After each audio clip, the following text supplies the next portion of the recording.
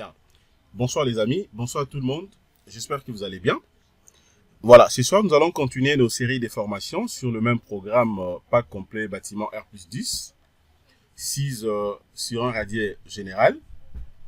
Alors nous allons enchaîner toujours le premier chapitre, puisque c'est le chapitre qu'on avait commencé, je crois, il y a... ça c'est la 4e séance que nous allons voir tout à l'heure. Donc restez connectés, restez attentifs, notez s'il faut noter. Et aussi, si vous avez des questions les amis, posez-moi toutes vos questions. Je vais répondre au moment opportun. Alors, nous allons donc enchaîner le chapitre 1, comme je l'ai dit déjà au début. Alors, la fois passée, je crois hier, on avait travaillé la leçon 3. On avait vu ensemble avec vous comment vous serez donc à mesure d'utiliser la bague de Marcus pour calculer en fait les différents moments. Je vous avais montré comment calculer les moments entravés, c'est-à-dire le moment suivant la direction des X, mais aussi on avait vu comment calculer les moments suivant la direction des Y, toujours entravés. Et aussi on avait vu également comment l'ingénieur peut calculer les moments aux appuis suivant les deux directions, c'est-à-dire X ainsi que Y. Mais seulement, ce qu'on avait vu hier, c'était tout simplement du côté, bien sûr, habitation, ok, puisque les dalles que nous sommes en train d'étudier est subdivisée en deux parties. La première partie, nous avons d'abord la dalle d'habitation, celle qu'on avait vue déjà depuis plusieurs. Et la deuxième partie, on va voir maintenant la dalle terrasse. Ok, nous allons procéder presque de la même façon. Et maintenant, cette fois-ci, on va essayer un peu de voir comment vous serez également à mesure donc de calculer les moments entravés, c'est-à-dire suivant la direction des X, la direction des Y, mais aussi les moments aux appuis, suivant la direction des X, ainsi que suivant la direction des Y. C'est très important. Les amis, ce genre de formation, sincèrement, si je voulais peut-être la vendre, vous allez comprendre que ça allait coûter énormément cher. Puisque comme vous le savez, les calculs de structure, c'est un cours très pertinent qu'un ingénieur est censé de maîtriser. Puisque l'ingénieur sans les calculs de structure, sincèrement, vous êtes entre guillemets un peu nul. Et pourquoi je l'ai dit? Puisque même si vous vous dites que vous serez seulement au chantier, eh bien, ça veut dire que vous allez travailler comme un ingénieur technicien. Ok? Donc, même si vous avez un diplôme Bac+5, voire même plus que ça, d'autant plus que vous n'avez pas la maîtrise dans les calculs des structures, vous allez travailler au chantier comme étant un exécutant, et bien donc vous serez considéré seulement comme un ingénieur technicien. Alors, un ingénieur technicien n'est pas du tout éloigné d'un contremaître. Vous voyez, puisque vous le savez, aujourd'hui, déjà, il y a des contremaîtres qui exécutent également correctement les travaux au chantier. Et donc, il faudrait que vous puissiez faire la différence. Il faudrait bien maîtriser d'abord les calculs des structures à la main, notamment aussi apprendre déjà les différents logiciels, des calculs des structures, pour que vous puissiez au moins devenir un peu fort. Je dis un peu, pourquoi? Puisque c'est vrai, ça peut être compliqué pour vous soit de maîtriser les calculs des structures à la main, mais néanmoins, si vous avez déjà la maîtrise dans les dimensionnements, en utilisant bien sûr les différents logiciels comme Robot Structural Analysis, ou bien d'autres types de logiciels, c'est aussi bon. Mais l'idéal serait d'abord de maîtriser les calculs des structures à la main pour bien maîtriser aussi le logiciel. Puisque si par contre que vous n'avez pas des notions appropriées, des calculs des structures à la main, eh bien là vous allez utiliser seulement le logiciel comme étant une calculatrice, ce qui n'est pas du tout bon. Et donc les amis, je pense que le peu que je voulais vous dire au début déjà de cette formation, je l'ai dit. Alors maintenant, nous allons passer directement à ce qui nous concerne.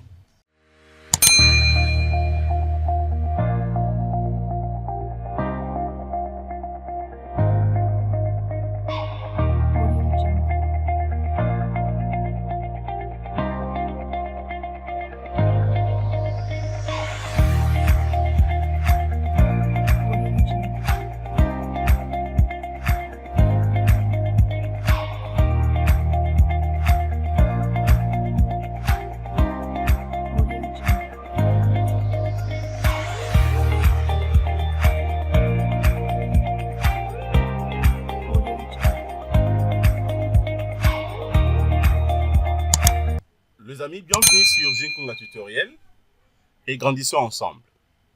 Je l'ai dit déjà au début de cette formation, dans mon introduction. Maintenant, nous allons enchaîner donc le chapitre premier qu'on avait commencé déjà ensemble avec vous. Alors hier, on avait vu comment calculer les moments en travers ainsi que le moment aux appuis pour la dalle d'habitation. Alors là, vous avez un tableau récapitulatif des moments dans les cas, bien sûr, d'habitation, tels que calculer de plusieurs. De l'autre côté, ici, vous avez une colonne avec tous les panneaux. Par exemple, les panneaux numéro 1, premier panneau, panneau 6, panneau 23 et panneau 27. On avait trouvé donc, étant donné que ce sont des panneaux identiques, on avait trouvé en fait la valeur des moments entravés, bien sûr, suivant la direction des X, une valeur de 2343,24. Suivant la direction des Y, on avait trouvé une valeur de 3602,73. Et aux appuis maintenant, suivant la direction des X, on avait trouvé une valeur un peu max, c'était de 7185,94. Suivant la direction des Y, on avait trouvé une valeur encore max de 82 509,92. Donc là, vous avez un tableau qui vous donne une idée claire à ce qui concerne les valeurs des moments calculées de plusieurs pour les cas d'habitation. OK? Alors, déjà à ce niveau ici, vous allez comprendre qu'est-ce que moi je fais. Comme vous le savez très bien, dans le dimensionnement, l'ingénieur cherche beaucoup plus des éléments essentiels. Vous le savez très bien, un ingénieur ne peut pas calculer seulement pour calculer. L'ingénieur ne peut pas dimensionner seulement pour dimensionner. Mais l'ingénieur doit dimensionner pour un but. Pourquoi doit-on dimensionner ou calculer une dalle? En fait, déjà ce qu'il faut comprendre dans le processus de dimensionnement, l'ingénieur est censé de calculer, de trouver en fait la valeur ou les valeurs des moments suivant les deux directions entravées et suivant les deux directions aux appuis. Et après maintenant, l'ingénieur est censé de chercher en fait le valeur max. C'est-à-dire de chercher la valeur max entravée suivant la direction des X, de trouver également la valeur max entravée suivant la direction des Y, mais aussi de trouver la valeur max aux appuis suivant la direction des X et de trouver la valeur max aux appuis suivant la direction des Y. Donc, raison pour laquelle vous allez voir ici que, étant donné que l'ingénieur dimensionne toujours dans les cas le plus défavorable, raison pour laquelle, regardez par exemple ici, déjà entravé, vous avez la valeur max. OK? Parmi mes panneaux que j'ai ici, la valeur max que moi, j'ai dans tous les panneaux que j'ai, et donc c'est 4998,91, suivant la direction des X. Et puis en Y, la valeur max, c'est 12341,06. Ça, c'est encore en travers. Et aux appuis, la valeur max que moi j'ai trouvée, c'est 13747,01. Tandis que, suivant la direction des X, aux appuis, la valeur max, c'est 12692,55. Et donc, c'est pour dire que, déjà pour les cas d'habitation, j'ai obtenu en fait les 4 valeurs max. 2 entravés et 2 autres aux appuis. Alors, maintenant, je vais donc continuer. Alors, cette fois-ci, maintenant, aujourd'hui, les amis, on va essayer un peu de continuer.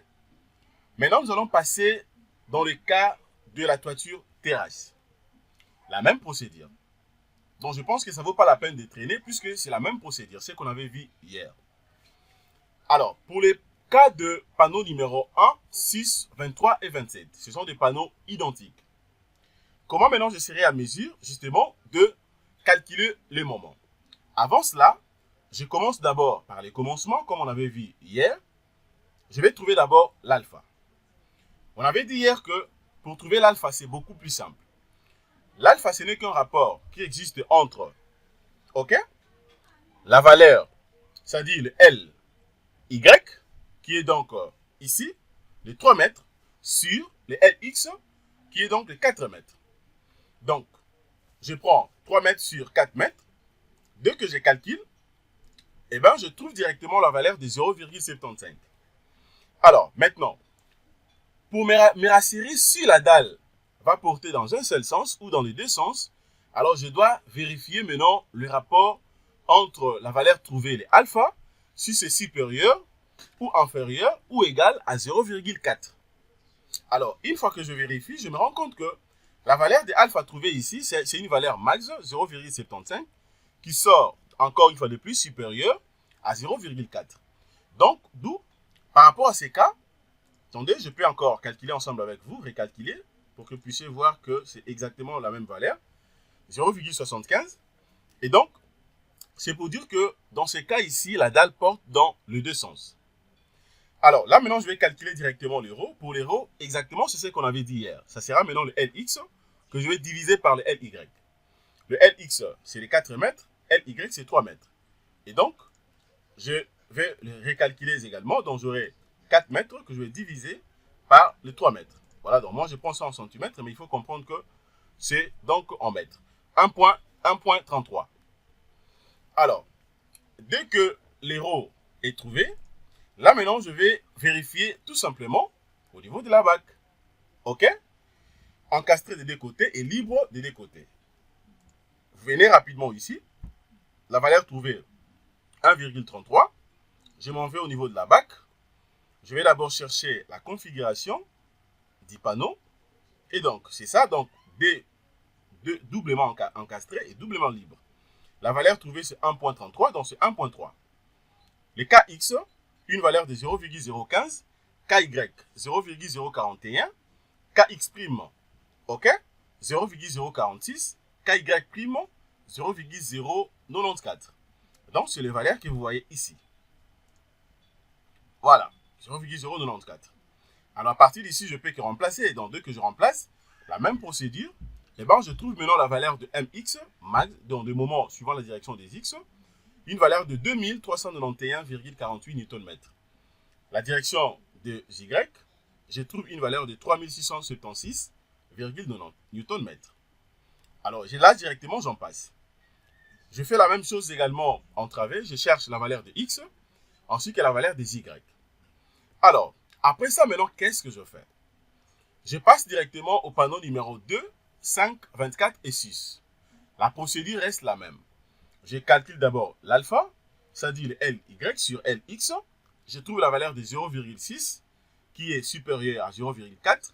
La dalle porte également dans les deux sens. Je calcule maintenant les ρ. Je trouve la valeur de 1,7. Je m'en vais rapidement sur la bac pour avoir d'abord ces coefficients. Et bien, je viens maintenant calculer directement les moments. Je trouve les moments en travers. Je trouve également les moments aux appuis. Je fais exactement la même chose pour les panneaux 3, 4, 28 et 29. Alors, pour ces panneaux, vous allez remarquer que nous revenons également dans les cas qu'on avait vu hier. C'est-à-dire quoi? Déjà ici, je vois très bien. Donc, c'est encastré d'un seul côté et libre dans les trois côtés. Et donc, c'est comme une poutre console. OK? Donc, c'est-à-dire quoi? Dans ce cas ici, je vais directement calculer donc l'alpha. Donc, l'alpha sera calculé comment? Eh bien, ça sera toujours la même procédure dans le Ly, c'est-à-dire les 150. Ly que je vais diviser maintenant par le Lx qui est justement les 500. Ok, je trouve une valeur de combien? De 0,3 qui sort inférieure à 0,4. Alors, d'autant plus que la valeur des alpha trouvée sort inférieure à 0,4, d'où la dalle porte dans un seul sens. De la petite portée, bien sûr. Ok, dans la direction justement de 150 ici, 1,50 m. D'où elle sera calculée comme une poutre, les cas qu'on avait vus. Et donc, voici les poutres là, encastrées de l'autre côté, et simplement appuyées ici. OK? Alors, sachant que la valeur de P max calculée déjà est connue, OK, la valeur est là, donc c'est ça. Et donc, à partir d'ici, je peux que calculer. Donc, je vais remplacer le PI multiplié par la portée directement. Dès que je calcule, eh ben, je trouve la valeur de 9964,5 Newton par mètre. OK? Alors, comment maintenant je vais calculer les moments? Eh bien, pour trouver les moments ici, il faut comprendre que les moments que moi je vais calculer ici, ça sera que le moment suivant la direction des Y. OK? Ça sera que le moment suivant la direction des Y. Et non les moments suivant la direction des X. Pourquoi? Puisque la dalle porte que dans le petite portée. Or, la petite portée ici, c'est la portée suivant la direction des Y, les 150. Donc, ça sera égal à quoi? Les moments suivant la direction des Y, ça sera justement égal à 9 que je vais multiplier par le PL carré sur 128. OK? Alors, dès que vous remplacez ici, eh ben, je trouve la valeur de 1576,42 Nm. C'est bon? OK. Alors, et après maintenant, je vais calculer maintenant, là c'était les moments entravés, OK? Seulement suivant la direction des Y. Maintenant, je calcule les moments aux appuis, suivant toujours la direction des Y. Eh bien, d'autant plus que c'est une poutre, OK, encastrée d'un seul côté, et puis de l'autre côté en P libre, donc ça sera moins PL carré sur 8. Dès que je remplace, eh ben, je trouve une valeur négative de moins 2082,52 Nm. Et j'en passe. Alors, après cela maintenant, je viens ici, je vais calculer maintenant les panneaux 7, 12, 18 et 22. Justement pour la dalle terrasse. La même procédure. Alpha, je trouve une valeur de 0,8 supérieure à 0,4. Et donc là, la dalle porte dans les deux sens. La procédure devient encore simple et facile. OK, donc je vais calculer directement le rho. Et bien, je trouve les coefficients, les kx, ky, kx' et ky'. Je calcule maintenant directement les moments entravés, les deux moments entravés et les deux moments aux appuis. Alors, je passe maintenant au panneau 8, 11, 19 et 21. La même procédure. Alors, ici, maintenant, quand je vérifie, je me rends compte également que la valeur trouvée encore c'est plus grande. J'ai trouvé une valeur de 1, puisque ça sera 500 sur 500, d'autant plus que le L égale LY égale à 500, LX aussi égale à 500. Et donc, d'où la dalle porte dans les deux sens. Je calcule les rho, je trouve la valeur de 1. Je m'en vais pour vérifier les coefficients dans la BAC. La BAC est là. OK, vous avez dans la BAC. C'est pas compliqué. Et après, maintenant, je viens remplacer ici. Je calcule, je trouve la valeur du moment entravé ainsi qu'aux appuis. Alors, j'en passe également au niveau des panneaux 10. Je m'en vais un peu rapidement puisque c'est la même chose que ce qu'on avait vu hier. Donc là également, je fais la même chose. La dalle porte dans les deux sens. La procédure reste la même. Je cherche directement, après avoir calculé donc le rho, je cherche rapidement les coefficients. Et bien, je viens ici pour remplacer et je trouve. Panneau numéro 9. La même procédure. Là derrière, c'est beaucoup plus simple. OK? Donc, je prends les coefficients, je calcule et je trouve. Panneau numéro 13 et 17. La dalle porte également dans les deux sens. C'est encore beaucoup plus simple. Je remplace seulement, je cherche les coefficients. Je viens ici, je remplace. Donc, je calcule pour tous les panneaux. Là, je prends maintenant les panneaux numéro 14 et 16. La dalle porte également dans les deux sens. Mais seulement en calculant justement le rho, je trouve une valeur de 2,5. C'est comme je vous avais montré hier. Donc, cette valeur ne se retrouve pas dans le tableau de Marcus. Donc, nous sommes obligés de prendre une valeur inférieure, un peu proche. Donc, on avait pris la valeur de 2. Je prends le coefficient de D et je viens calculer le moment entravé, tout comme aux appuis. Donc, après avoir maintenant calculé également ce que je viens de vous montrer, les amis, eh bien, là maintenant, je suis obligé directement d'enchaîner. Alors, le problème, c'est à quel niveau? Le bémol est que il ne faudrait pas commettre des erreurs. C'est-à-dire, lorsque vous calculez les moments, à ne pas confondre les moments entravés et les moments aux appuis. À ne pas confondre ça, puisque si seulement est que vous commettez cette erreur, eh bien, ça sera un peu compliqué pour vous de bien dimensionner en fait le bâtiment. Ça sera vraiment compliqué pour vous de bien dimensionner les projets. OK? Puisque quand on dit les moments entravés, vous savez très bien s'il s'agit de quoi. Les moments aux appuis également, vous le savez très bien s'il s'agit de quoi. OK? Généralement, quand on voit les moments aux appuis, on a tendance directement de voir les moments négatifs. OK? Donc, c'est un peu ça. Alors, maintenant, je peux continuer. Une fois que cela est fait, maintenant, je vais directement calculer pour d'autres panneaux, les panneaux restants. Je vais essayer un peu de voir si j'ai encore des panneaux à calculer. Attendez, donc donnez-moi quelques minutes, puisque voilà, donc je vais voir un peu si j'ai encore des panneaux à calculer. OK? Et donc, là, maintenant, je poursuis. Je vais maintenant calculer le panneau. Je crois que ça, c'est le dernier panneau, le panneau 25. Déjà là, vous voyez très bien que ce panneau est encastré dans les trois côtés et puis libre un seul côté. Alors, la procédure reste la même. Les amis, il ne faut pas vous embrayer. Le dimensionnement à la main n'est pas du tout compliqué. C'est vraiment simple. C'est juste question de respecter quelques astuces et vous allez voir que vous n'aurez pas de soucis. Vous n'aurez pas en tout cas de problème. Donc, là également, qu'est-ce que je fais? Je calcule d'abord l'alpha. je trouve la valeur de 0,75 supérieure à 0,4. Donc la dalle porte dans les deux sens. La même procédure. Je calcule maintenant l'euro. Je trouve la valeur de 1,33. OK? Et après, je prends les coefficients. Je viens calculer les moments. OK? Les moments entravés ainsi que aux appuis. Alors, après maintenant, qu'est-ce que je fais, les amis? Je vais procéder de la même façon. Je fais également un autre tableau récapitulatif des moments, cette fois-ci pour le cas de la toiture terrasse. Autrement dit donc, de la dalle terrasse. Vous voyez? Donc, c'est très important de faire ce genre de tableau. C'est un tableau récapitulatif qui regroupe, en fait, les différents moments en travers et aux appuis. Et après, maintenant, vous allez vérifier. Vous allez commencer maintenant à vérifier panneau par panneau que les moments max en travers suivant la direction des X et suivant la direction des Y. Et aussi, vous allez vérifier les moments max aux appuis.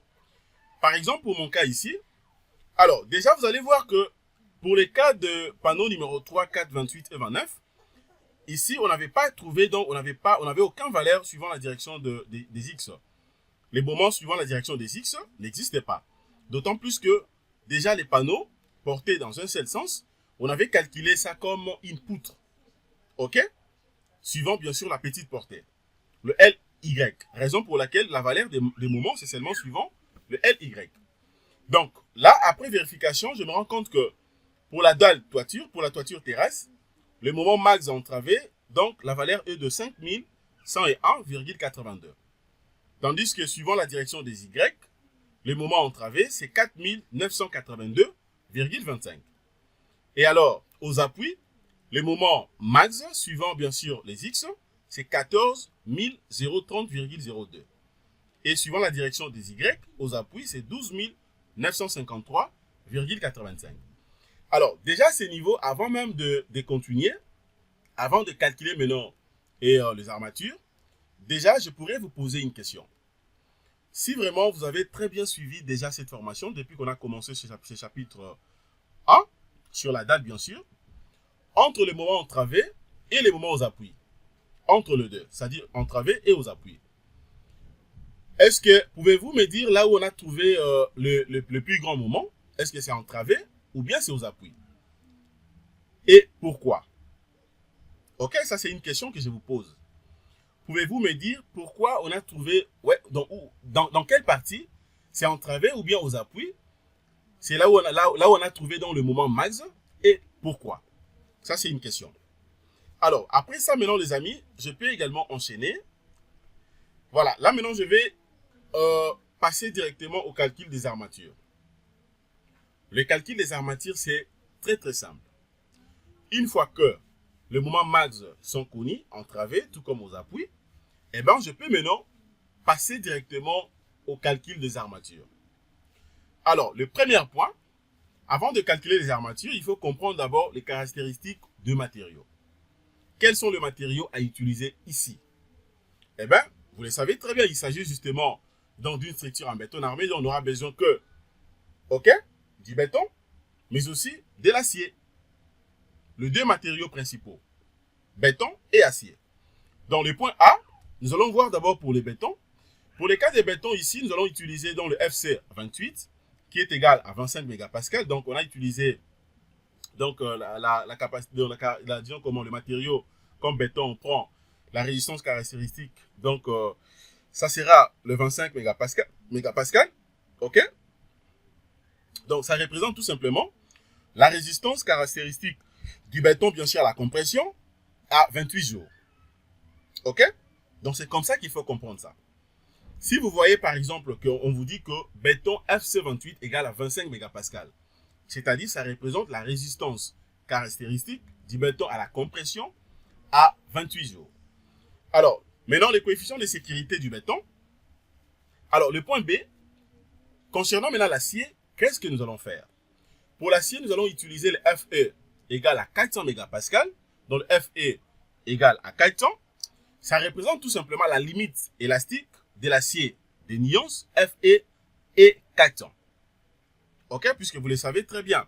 Là, il faut voir directement le module d'élasticité de l'acier. ce qu'on appelle les modules de Young. OK? C'est-à-dire, lorsque vous voyez le FC égale à 400 mégapascales, donc cela stipule que le ES, OK, est égal justement à 200 000 mégapascales, qui est exactement ce qu'on appelle les modules d'élasticité de l'acier, ou les modules de Young. Alors, maintenant, étant donné que je connais très bien les deux caractéristiques du béton tout comme de l'acier, maintenant, nous allons calculer rapidement le FBI. Comment vous serez à mesure maintenant de trouver le FBI? Le FBI n'est rien d'autre que le 0,85 multiplié par le FC28 sur le gamma B. OK? Or, déjà, on sait très bien que le gamma B est égal à 1,5. Alors, je vais remplacer seulement le FC28 par sa valeur. Le FC28, ici, pour notre cas, on a pris le 25 mégapascales. Donc, ça veut dire quoi? J'aurai les 0,85 que je vais multiplier par le FC28. Donc, je vais calculer ça rapidement. Le 0,85. Attendez, donc je peux prendre également ma calculatrice scientifique, hein, puisque des fois ici, ça prend beaucoup de temps. Et donc, j'aurai 0,85 multiplié par le 25, que je vais diviser par le 1,5. Et donc, je trouve directement une valeur de 14,17 mégapascales. OK, donc c'est ça la valeur de FBI. OK? Calculez également chez vous, puisque là, je suis en train d'utiliser... attendez, je vais encore refaire. Voilà. Maintenant, je crois que ça va. Pour que vous puissiez voir exactement ce que je dis. Voilà. Multiplié par... Oh là là. 0,85. 85. Voilà. Ça pose problème. Hein. 85. Bon, je vais calculer avec ma calculatrice scientifique. OK. Donc, ça donne... Je trouve une valeur de 14,17 mégapascales. OK? Alors, ce qu'il faut comprendre ici... Donc, le notez bien. Alors, il faut comprendre que pour ce qui est justement des unités dans le calcul, pour notre cas, les cas précis que nous sommes en train d'utiliser, c'est très important à définir. C'est très important à définir. Puisque si par contre que vous ne maîtrisez pas les unités, ça peut vous embrayer. Et tout ce que vous allez calculer ne sera pas exact. OK? Pour notre cas ici, on prendra donc les efforts, ça sera en newton, tel qu'on avait commencé au début. La distance, OK? En termes de dimension, bien sûr, ça sera en centimètres. Et le moment, maintenant, on va calculer le moment, ça sera donc en newton-mètre. Et le diamètre de barre, ça sera donc en millimètres. C'est comme ça que nous allons procéder. Alors, après maintenant, la contrainte, ça sera en mégapascal. Et la section d'armature, ça sera en centimètres carrés. Puisque là, il s'agit justement d'une section. Quand on dit déjà section, ça veut dire quoi? Nous avons donc deux dimensions. La longueur et la largeur. Ça sera donc au carré. Donc, section d'armature, ça sera en centimètres carrés. Alors, maintenant, nous allons commencer. Le premier cas, nous allons d'abord commencer pour les cas d'habitation. Je dis bien pour les cas d'habitation. À ne pas confondre, les amis. Ce n'est pas pour en vain qu'on avait calculé les moments entravés et les moments aux appuis. C'est différent. Les moments entravés et les moments aux appuis. Je répète encore, c'est différent. Raison pour laquelle vous voyez même au niveau de la dalle, généralement, nous avons... Généralement, donc ça dépend de la manière dont vous dimensionnez. Si seulement qu'il y a nécessité d'avoir soit des nappes, mais même si vous avez seulement une seule nappe, vous allez voir que généralement, il y a deux barres, des armatures. Les armatures suivant la direction, justement, bien sûr entravées, suivant la direction des Y, des X, et également suivant la direction des Y. Mais néanmoins, entravées, maintenant, aux appuis, maintenant, qu'est-ce qu'on fait? On vient renforcer les armatures aux appuis, justement pour casser ce qu'on appelle les moments négatifs. Et donc, entravé, maintenant, qu'est-ce que je fais? Calcul des aciers dans le sens des X. Je commence d'abord dans le sens des X. Et après, je vais faire également dans le sens des Y. C'est très important. Je sais très bien, je sais pourquoi je suis en train d'insister. Puisque beaucoup de gens commettent des erreurs par rapport à ce que je suis en train de dire. C'est très important de spécifier cela. Vous allez remarquer que lorsqu'on avait calculé le premier projet, les bâtiments R+5, OK?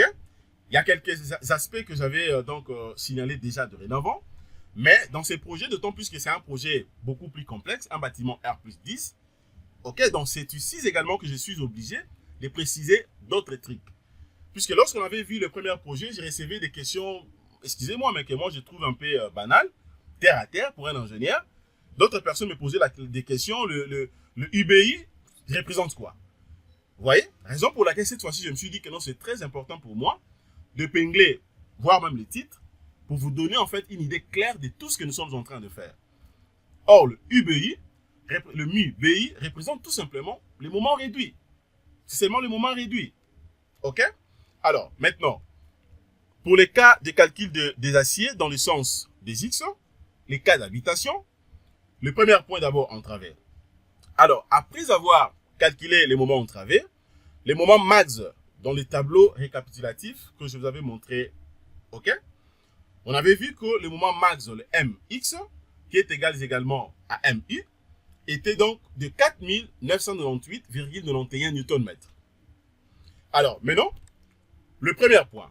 Je vais d'abord calculer le moment réduit. Pourquoi je suis obligé de calculer le moment réduit? C'est très important. Je vais commencer par le moment réduit. Déjà pour savoir si je serai dans quel genre de pivot. Est-ce que je vais tomber dans le cas des pivots A ou quel type de pivot? OK? Donc, le moment réduit ici, le MU, ça sera égal, le moment réduit sera égal à MU, c'est-à-dire le moment entravé max ici, sur le FBI. Le FBI est déjà connu, c'est déjà calculé, multiplié par le B, la bande 2 mètres, multiplié par le 2 au carré. Le 2 carré, ça sera tout simplement, vous avez donc la distance normale, moins l'arrobage, OK, au carré. Et donc là, je viens directement remplacer, je vais calculer, utiliser ma calculatrice scientifique. Donc j'aurai les 4998,91 sur, OK, bon, soit je peux d'abord calculer et d'abord le numérateur. Je calcule d'abord les numérateurs, je vais garder, cacher le numérateur directement à travers ma calculatrice scientifique. Et après, je vais directement prendre le... Non, je vais commencer d'abord par les dénominateurs. Je vais les cacher. Et après, je vais maintenant prendre directement le numérateur sur les dénominateurs cachés. Donc, je commence d'abord par 14,17 multiplié par 100, multiplié par le 13 carré. OK? Je les cache. Maintenant, je prends les 4998,91. Ça sera divisé par, voilà donc, le dénominateur. Et je trouve une valeur de 0,021. Voilà, donc c'est pour dire que là, je viens de calculer déjà le moment réduit et connu. La valeur est de 0,021. Alors, maintenant, dès que je compare le moment réduit avec la limite du pivot ici, ok, je vois très bien que la valeur trouvée de moment réduit sort inférieure à 0,186. Et donc, là, je tombe dans le cas du pivot A. Ok? Là, c'est bon, je pense qu'il n'y a aucun problème. Maintenant, le deuxième point, je vais calculer maintenant, je vais faire maintenant les calculs des paramètres de déformation. Très, très important. Ce sont des questions que je reçois chaque jour. Le paramètre de déformation. Vous allez voir que quand on dimensionne les structures sur Robot Structural Analysis, tout ça également, donc c'est visible. Mais seulement que les calculs des structures à la main, c'est très très important également, puisque vous allez maîtriser en fait donc le détail. Ok? Vous allez maîtriser le détail de ce qu'il faut faire. Alors, calcul de paramètres de déformation, abrégé par la lettre alpha U, sera égal à quoi? Sera égal à 1,25 multiplié par 1 moins racine carrée de 1 moins le 2 mi U. Ok? Donc, ça dit le 1,25 multiplié par 1 moins racine carrée de 1 moins 2 mi U. Et puis, je trouve directement ce paramètre de déformation. Et bien, donc, j'ai toutes les valeurs dont je peux que remplacer. Donc là, j'aurai le 1,25 multiplié par 1. Je vais calculer d'abord ce qui est entre parenthèses. Donc, j'aurai d'abord la racine carrée. OK? Donc, je prends d'abord le 1 moins 2 que je vais multiplier par le 0,021. OK? La racine carrée, moins. Je vais cacher ça. Je prends 1 moins, donc la racine carrée, la valeur cachée. Maintenant, je trouve directement cette valeur et je le multiplie directement, je la multiplie en fait cette valeur par le 1,25. Et bien, je trouve une valeur de 0,027. OK? Et donc là, je viens de calculer également le paramètre de déformation. Déjà, il y a deux points, deux éléments importants que je viens de calculer. Le moment réduit et le paramètre de déformation sont connus. Maintenant, je vais calculer maintenant le troisième point, ça sera dans le calcul du bras de levier. Le bras de levier également, c'est très important. Ça permet justement d'avoir une précision de là où tombe justement donc de là où tombe l'axe par rapport à l'élément que moi je suis en train de calculer. Donc, pour calculer maintenant le bras de levier, c'est simple. Abrégé par la lettre Z, U, ok, sera tout simplement égal à 1 moins 0,4 multiplié par alpha U. Alpha U, c'est quoi? Ce n'est que le paramètre de déformation calculé. La valeur de 0,027. Ok? Multiplié par 2. 2 n'est rien d'autre que, comme j'avais dit, donc vous prenez la distance moins l'arrobage. Et donc, je vais directement le remplacer. Je prends donc 1. J'aurai d'abord 0,4 que je vais multiplier par 0,027. Ok? Moins. Donc, je prends 1 maintenant, moins cette valeur. Et maintenant, je vais le multiplier par le 2. La valeur de 2 est connue. Ok? Donc, c'est le 13 ici. La valeur de 2 est connue. Je trouve une valeur de 12,86 cm. Ok? Là, c'est bon. Je connais très bien également la valeur du bras de levier. Maintenant, je vais faire maintenant les calculs de la section des armatures. Comment calculer maintenant la section des armatures ou d'armature? Le AU sera calculé en fonction de quoi? La section d'armature est calculée après avoir trouvé la valeur de moment réduit, trouvé la valeur des paramètres de déformation, trouvé la valeur du bras de levier. C'est là maintenant que vous allez passer au calcul de la section d'armature. Et donc le AU sera égal à MU, qui est bien sûr le moment max entravé, ok? Suivant bien sûr la direction des X, à ne pas confondre. Suivant la direction des X, ok? Sur les FEI multiplié par ZI. ZI n'est rien d'autre que le bras de levier. Donc je remplace directement. Déjà au numérateur, j'aurai le 348. Je vais multiplier par 12,86. Je vais cacher la valeur. Je prends maintenant le numérateur 4998,91 sur la valeur cachée. Je trouve directement la valeur de 1,12 cm². Alors là, d'autant plus que comme j'ai trouvé la valeur de 1,12 cm², qui est inférieure à 2,01 cm², bien sûr qui est la section minimale, ok? Et donc, pour mon cas ici, je vais donc adopter la section minimale. Donc, on adopte 4 barres de 8. Ok? On adopte donc 4 barres de 8 par mètre, bien sûr. Je crois là, c'est clair. Ok, donc je suis au niveau de la dalle. Eh bien, au niveau de la dalle, je peux utiliser soit le bar de 10, je peux utiliser le bar de 8. Ok? Ça dépend de la personne, ça dépend de l'ingénieur. Mais seulement, il faut savoir que je peux dire comment, les diamètres des barres aussi jouent un rôle important. Ok, dans l'espacement de barres. Et donc ici, j'ai opté pour 4 barres de 8 par mètre. Ok, pour une section minimale, justement de 2,01 cm². Mais la vraie section trouvée, calculée, c'était donc une section de 1,12 cm². Alors, maintenant, là maintenant, je vais calculer également le moment maintenant aux appuis. Alors, maintenant, aux appuis, je prends également la valeur trouvée aux appuis, suivant toujours la direction des X.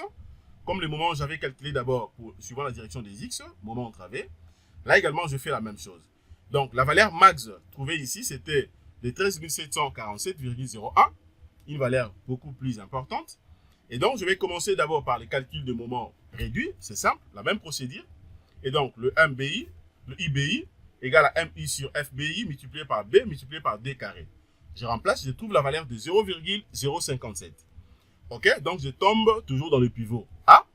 Maintenant, je calcule rapidement et donc les paramètres de déformation, les alpha U. Je trouve sa valeur de 0,073. Je calcule maintenant le bras de levier. Je trouve la valeur de 12,62 cm. Maintenant, directement ici, eh ben, je vais calculer maintenant la section d'armature. La même procédure. D'abord, calcul de moment réduit.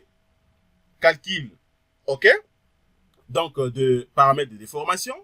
Calcul des bras de levier. Et après, maintenant, calcul des sections d'armature. Le AI, la même formule, le MU sur FEU, multiplié par ZI.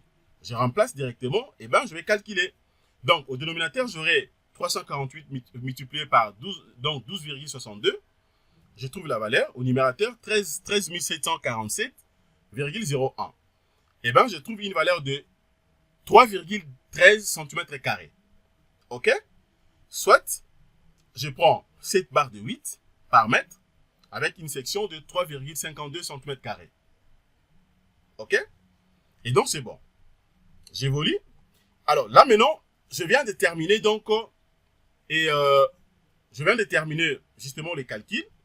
À ce qui concerne les calculs, bien sûr, en travers.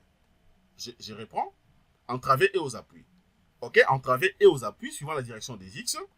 Je viens de terminer pour les cas de la dalle d'habitation. Maintenant, je passe maintenant dans les cas de la toiture, terrasse. Je prends la valeur max en travers, 10 379,69 Nm. Je calcule maintenant le calcul de moment, réduit. Je trouve la valeur de 0,021. Paramètre de déformation, je trouve la valeur de 0,027. Bras de levier, je trouve la valeur de 12,86 cm. La même procédure, les amis. Maintenant, je calcule rapidement dans la section d'armature. Eh bien, je trouve une section minimale de 1,14 cm². Eh bien, d'autant plus que la section minimale, ça fait 2,01 cm². Et donc, je vais adopter, comme le cas précédent, 4 barres de 8 par mètre. OK? Pour une section de 2,01 cm². Alors, maintenant, je passe également au point B, aux appuis. Le MU, suivant la direction de X, la valeur était de 14 030,02 Nm. Calcul de moment réduit, la même procédure, je trouve la valeur de 0,059. OK? Calcul des paramètres de déformation, 0,076. Le bras de levier, 12,60. Et bien, directement, je calcule maintenant les armatures. Je trouve la section de 3,20 cm², soit 7 barres de 8 par mètre, avec une section de 3,52 cm². Là, il n'y a pas de problème. Alors, étant donné que je viens de terminer complètement pour les cas d'habitation et pour les cas de la dalle terrasse, le moment en travers tout comme aux appuis, suivant la direction des X, cette fois-ci, je passe maintenant suivant la direction des Y. Donc, calcul des aciers dans le sens des Y. La même procédure, mais seulement que cette fois-ci, je quitte maintenant la direction des X pour la direction des Y.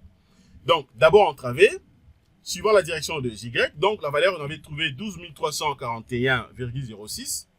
Je vais calculer d'abord le moment réduit. Je trouve la valeur de 0,052. Je tombe toujours dans le pivot A. Alors, et après maintenant ça, je vais calculer le paramètre de déformation. Je trouve la valeur de 0,067. Calcul du bras de levier, 12,652 cm. Alors, la section d'armature maintenant, je trouve une section de 2,8 cm². Soit je prends 6 barres de 8 par mètre avec la section de 3,02 cm². Maintenant, aux appuis, la valeur du moment, 12 692,55 Nm. Calcul de moment réduit, la même procédure, la même formule, 0,053. Je tombe toujours dans le pivot A. Calcul des paramètres de déformation. Je trouve la valeur de 0,068. Calcul du bras de levier. Je trouve la valeur de 12,65. Je calcule rapidement la section d'armature. Là, je trouve la section de 2,88 cm². Et bien, je prends toujours la 6 barres de 8 par mètre avec la section de 3,02 cm². Maintenant, les cas de la toiture, les cas maintenant de la toiture terrasse, cette fois-ci en travers. Le moment max, OK, MI égale à 4982,25 Nm. Alors, calcul de moment réduit, je trouve la valeur de 0,021. Paramètre de déformation, 0,026. Bras de levier, 12,86. Section d'armature, 1,13 cm². Inférieure à la section minimale de 2,01 cm². Eh bien, je vais adopter 4 barres de 8 par mètre avec la section de 2,01 cm². Et donc, les amis, voilà, là, je viens de terminer maintenant en travers. Maintenant, je viens aux appuis. Le MI égale à 12 953,85. Je fais la même procédure. Vous avez donc la valeur de moment réduit. Vous avez la valeur du paramètre de déformation. Vous avez la valeur du bras de levier. OK? Eh bien, je peux que calculer maintenant la section d'armature. Je trouve la section de 2,94 cm². Soit, je prends 6 barres de 8 par mètre. OK? Avec la section de 3,02 cm². Alors, étant donné que tout est fait, OK? Donc, je pense que vous avez bien compris la procédure. Donc, là, c'est bon, puisque tout est tellement clair. Et après, maintenant, vous avez donc le plan de ferraillage de la dalle. OK? Quand je dis le plan de ferraillage de la dalle, c'est-à-dire de la dalle d'habitation, ensuite de la dalle de la toiture. Donc, c'est-à-dire de la dalle toiture ou la dalle terrasse. Donc, c'est pour dire quoi, les amis? La procédure, en tout cas, c'est très, très simple. Le calcul de la dalle n'est pas du tout compliqué. C'est juste question de respecter la procédure et vous allez voir que même si vous prenez le même projet, vous allez le modéliser dans Robot Structural Analysis, vous respectez tout ce qu'il faut, vous aurez exactement la même chose, avec précision. Donc, là maintenant, vous avez le premier cas, les cas d'habitation, OK, dans le plan de ferraillage de la dalle d'habitation, que je vais vous montrer tout à l'heure. Et puis le deuxième cas maintenant, vous avez également le cas de la dalle terrasse, bien sûr, de la toiture, OK, toujours en annexe. Alors, pourquoi je n'ai pas voulu insérer ça ici, puisque ce sont des plans que j'ai bien tracés, vraiment, j'ai très très bien tracé ça, OK, sur AutoCAD. Sur AutoCAD avec une légende à côté pour que ça soit beaucoup plus clair. OK? Et donc, allez-y rapidement voir exactement le plan, les deux plans de ferraillage de la dalle, c'est-à-dire pour les cas d'habitation et les cas de la dalle toiture. OK? Donc, là, je viens ici. Voilà. Regardez par exemple ici. Là, ça, vous avez donc le plan d'armature de la dalle d'habitation. Tout ce que nous avons fait là-bas, c'est ça ici. OK? C'est bien détaillé. Là, vous avez donc les projets, en fait. Ça, c'est comme si, donc, vous avez pris, j'ai pris tout simplement, en fait, le plan des poutraisons. OK? Mais cette fois-ci, c'est exactement la dalle, puisque même si je vous montre, je peux vous montrer, regardez par exemple le plan. Ça, c'est le plan que je vous avais montré tout au début, là. OK? Vous avez déjà les plans, la même configuration. OK? Là, vous avez même les calculs qu'on avait fait la fois passée. Et là, vous avez également aussi les projets. OK? Voilà. Et donc, c'est pour dire quoi? C'est-à-dire que là, vous avez maintenant le plan d'armature de la dalle d'habitation avec une légende à côté, avec tous les détails possibles. C'est comme justement un bordereau. OK? C'est comme un bordereau des robots structural analysis. OK? C'est bien détaillé. Alors, hormis ça, de l'autre côté également, là, vous avez donc le plan d'armature, cette fois-ci de la dalle terrasse. OK? De la dalle terrasse. Avec également une légende à côté. Donc, les amis, voilà ce que je voulais vous montrer concernant ce chapitre de la dalle. Prochainement, je pourrai revenir là-dessus, afin de vous montrer également comment vous serez à mesure de bien comprendre le plan d'armature de la dalle. C'est-à-dire, nous allons essayer un peu de revoir rapidement en détail. OK, donc le plan d'armature de la dalle terrasse, ainsi que le plan d'armature de la dalle d'habitation. Pour bien comprendre ça, comment vous serez à mesure donc d'interpréter ça clairement. Donc les amis, voilà ce que je voulais déjà vous montrer concernant ce chapitre. Je pense que vous avez aimé ce que nous avons fait. Merci de votre disponibilité, merci de votre fidélité. Abonnez-vous massivement sur nos deux chaînes YouTube, Jinkunga Tutoriel, ainsi que Académie des logiciels d'ingénieurs pour ne rien rater de tout ce que nous sommes en train de publier dans nos chaînes. Alors, si vous avez des questions, comme je l'ai dit chaque fois, n'hésitez pas, écrivez-moi. Au moment opportun, je vais répondre à toutes vos préoccupations. OK? Nous avons mis également des livres à votre disposition. Achetez ces livres-là, c'est très, très, très important. OK? Vous ne serez jamais déçus. Passez une excellente journée. Ça dépend de l'heure à laquelle vous allez suivre cette vidéo, tout comme une excellente soirée. Au revoir les amis.